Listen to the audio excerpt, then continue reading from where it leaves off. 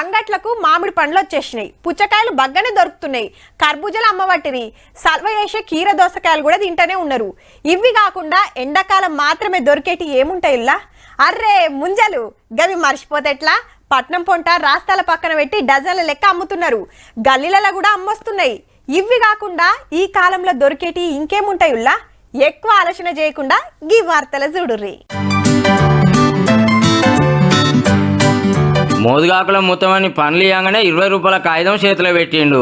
గీ అక్కో గిలాసెడు తీసి ఆకులు వేసింది. ఈడసుత 2 గంటలన్నీ పెడితే 20 రూపాయలు ఇచ్చి కొంటపోతున్నారు. రేగ్గాయల లెక్క నవ్వులుకుంటా పోతున్నారు. మీ చిన్నతనంలో ఎప్పుడో చూసినట్టు అనిపిస్తుందిలే. మొర్రి పండ్లు అంటారు, ఎండాకాలంలో మాత్రమే దొరుకుతాయి.